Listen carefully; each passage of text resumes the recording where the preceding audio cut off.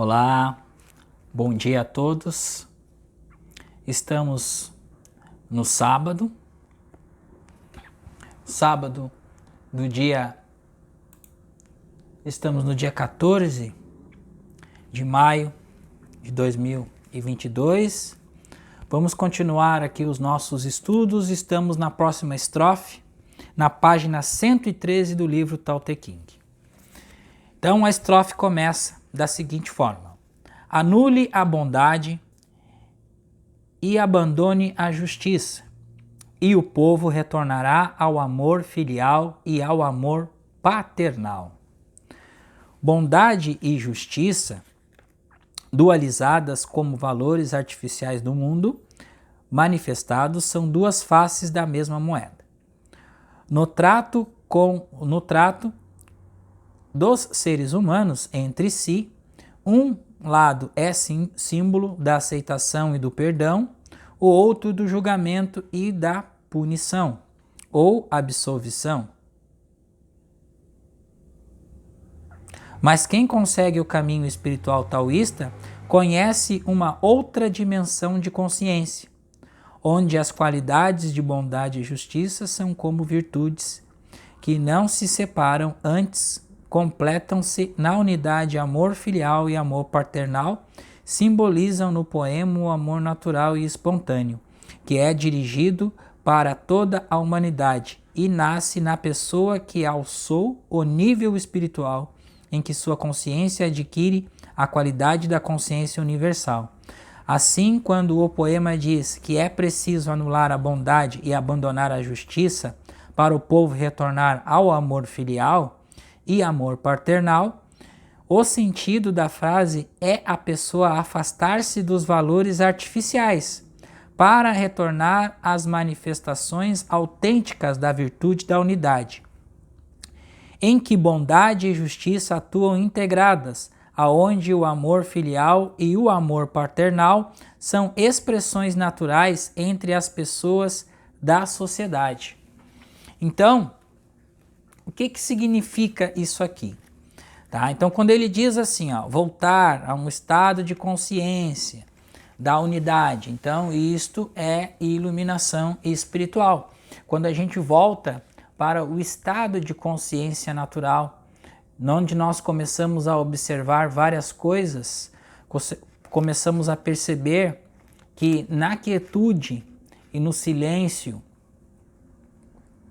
no entendimento das manifestações, nós começamos a perceber ali a realidade de cada ser, a realidade de cada acontecimento.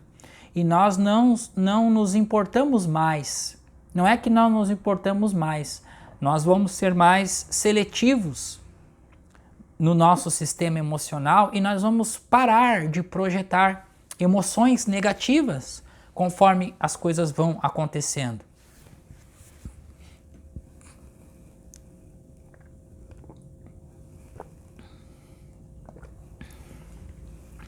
E isso é libertador.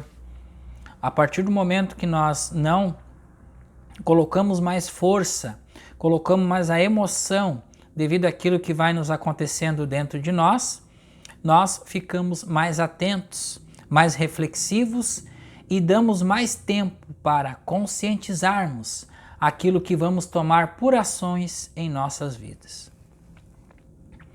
Anule a engenhosidade e abandone o interesse, e não haverá mais ladrões nem roubos. A engenhosidade está ligada à inteligência usada como malícia, e o interesse diz respeito à ação realizada para atender a um objetivo pessoal do seu autor. Portanto, é uma ação contrária ao vuvei, ou ação sem intenção. Engenhosidade é a capacidade que uma pessoa tem de dirigir sua inteligência para conceber planos e praticar ações que a levem mais rapidamente aos seus objetivos. E esta é a qualidade intencional que ela coloca em suas palavras, gestos e atitudes, um comportamento de quem não sabe esperar pelas transformações naturais, que a vida trará para o seu destino, e então escolhe definir, direcionar e expressar o seu futuro conforme seu interesse no momento. No momento, elas são as ações intencionais que prejudicam o caminho espiritual porque afastam a pessoa das leis da naturalidade. Ladrões e roubos estão referidos à consciência e à energia da pessoa, que são roubados pela natureza ou por outros seres através do esforço constante e excessivo que ela faz para atender aos interesses do seu ego. Por isso, quando a engenhosidade e o interesse são anulados e abandonados pela pessoa, deixarão de existir os ladrões e os roubos. Da mesma forma e por extensão, também deixarão de existir os roubos que a própria pessoa promove com relação à energia dos outros seres. Quem usa de engenhosidade e de interesse nas relações com o mundo está sempre iludindo outras pessoas. E no caminho taoísta, esta atitude é considerada roubo de energia, que se faz com relação a outro. Assim, a anulação e o abandono da engenhosidade e do interesse evitarão também as ações de furto dirigidas para o mundo. Então, no estado humano normal, por que se diz que o ser humano ele destrói tudo? Porque o ser humano ele está roubando a energia para atender os seus interesses particulares. Então, ecologicamente falando, a questão da transformação climática do planeta Terra e tudo mais. Nós estamos infringindo, roubando a energia natural da natureza e não contribuindo. Então, a partir do momento que nós abandonamos a engenhosidade, que é deixar de parar de pensar só em nós e atingirmos uma consciência na qual nós precisamos compartilhar e cooperar com o planeta e com as pessoas, ajudando uns aos outros, nós vamos transformar e vai acabar os ladrões de energia e vai acabar também os ladrões de coisas materiais, de interesses particulares e tudo mais. E isso é uma evolução. E isso nós estamos percebendo que dentro do planeta que nós estamos, vai demorar para acontecer, mas é o processo, e o processo está se findando no planeta Terra, dia após dia. Se essas 3 frases ditas não são o suficiente, então faça existir aquilo em que se possa confiar, encontrando e abraçando a simplicidade, reduzindo o egoísmo e diminuindo os desejos. Existem pessoas que não encontram aplicação para o sentido das frases da estrofe anterior. Existem pessoas que não encontram aplicação para o sentido das frases da estrofe anterior. Para esta, a sabedoria ali contida não é bastante clara para fazê-la seguir no caminho de virtudes. Então, Lao Tse ensina que um seguidor do Tao, nestas circunstâncias, em lugar de desistir de ensinar a essa pessoa, deve procurar nela uma resposta capaz de criar uma referência na qual ela possa confiar. Para se apoiar, a referência pode ser um exemplo, uma doutrina ou um caminho espiritual que tenha uma linguagem mais explícita. Se apenas a linguagem simples não funcionar, mas em algum eixo ela precisa se apoiar para se manter saudável e evitar o caos em sua vida. Todo ser humano precisa acreditar em alguma coisa para não se perder da sua semente sagrada. E para isso ele necessita encontrar e abraçar a simplicidade, reduzir o egoísmo e diminuir os desejos. No mundo manifesto, encontrar a simplicidade é adotar um comportamento em que todas as complexidades da vida são descartadas. E este tipo de atitude pode ser encontrado no nível dos hábitos que a pessoa tem, da casa que ela habita e dos objetos que possui. Mas depois de encontrar a simplicidade, a pessoa precisa abraçar a simplicidade a esta ação, já que se encontra num outro estado que transcende esse nível e diz respeito à própria estrutura física, energética e mental da pessoa. Assim, independentemente da simplicidade ou da complexidade do local em que ela esteja vivendo ou morando, dos hábitos que cultive ou dos objetos que possua, seu interior estará sempre apoiado na simplicidade que habita no seu interior. Então, perceberam que tudo tem uma relação?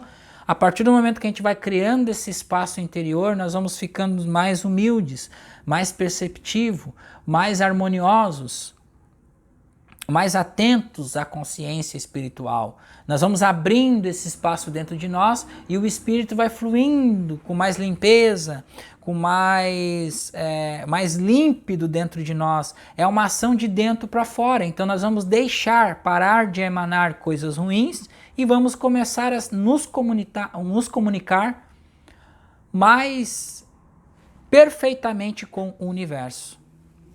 Este raciocínio leva à ideia,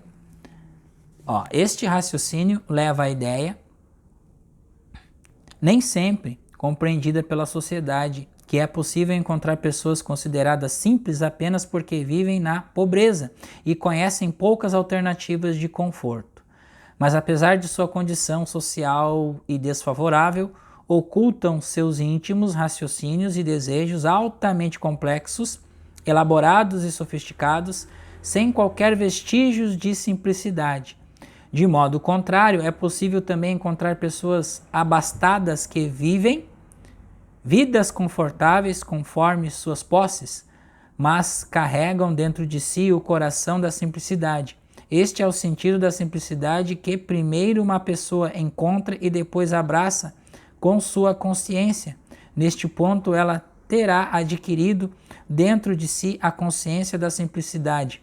Para ela, uma tarefa complicada ou uma tarefa simples não perdem suas respectivas qualidades de tarefas complexas ou simples, mas ambas são realizadas com simplicidade. Este é o significado de se lidar de uma maneira simples com a vida. O egoísmo e o desejo levam o ser humano a querer sempre mais e querer sempre para si.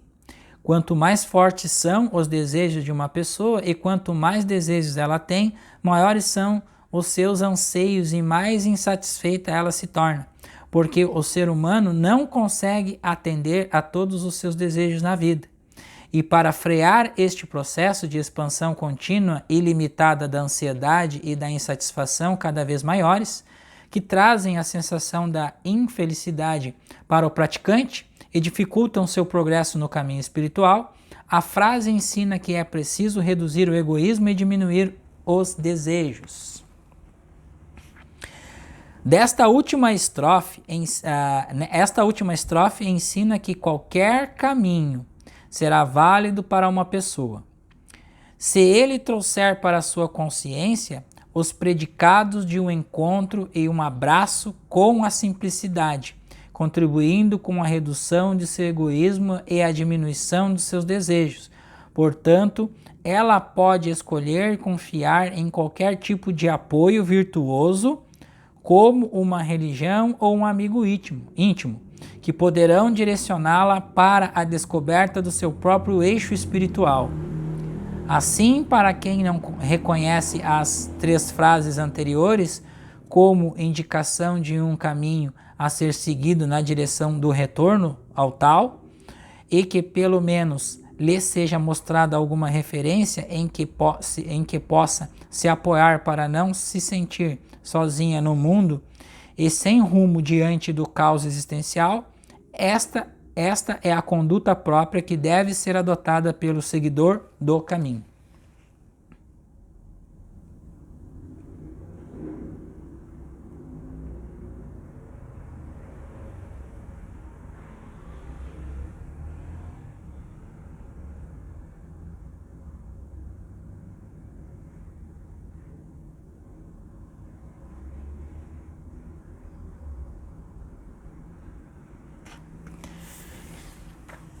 Ficamos por aqui,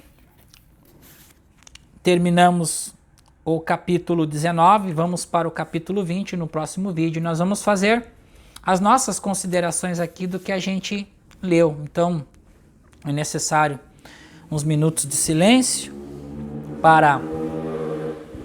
Sempre antes dos vídeos nós fizemos para preparar a consciência, para preparar aquilo que nós estamos lendo, para preencher a nossa mente de verdade. Bom, gente, este caminho de deixar o ego de lado, de trazer a simplicidade, a humildade para nós, é um caminho conflitante, porque nós devemos apaziguar estes conflitos que estão em nossas consciências. Como que nós vamos fazer isso? Através da meditação.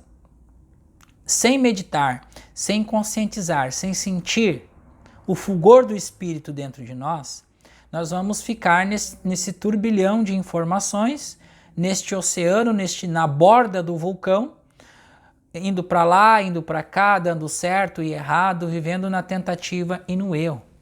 Então, a partir do momento que nós penetramos nas práticas e mudamos o nosso hábito diário das nossas práticas de meditação, nós vamos percebendo este descanso, este alívio em nossa própria consciência, vai diminuindo o influxo de pensamentos, nós vamos nos tornando mais observadores de nós mesmos, aquilo que nós estamos manifestando, falando. Nós desperdiçamos muita energia no falar coisas erradas, falar besteiras. Então nós vamos nos posicionar e prestar atenção até nisso, na nossa fala. O que nós falamos para o mundo? O que nós estamos emanando para o mundo através da fala e pensamentos?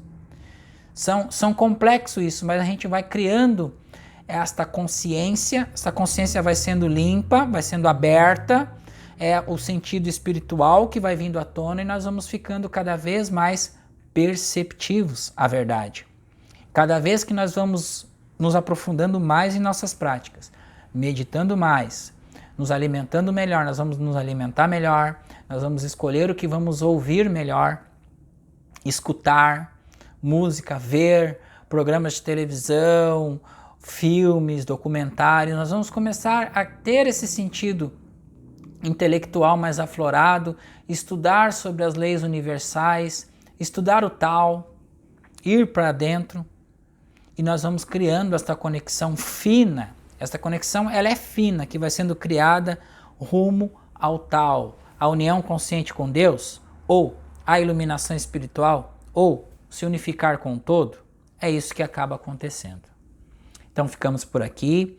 Um muito obrigado a todos, um ótimo sábado a todos vocês, a todos nós, e nos encontramos amanhã, no domingo, no dia 15 de maio de 2022. Muito obrigado, paz em Cristo Jesus para todos e até amanhã.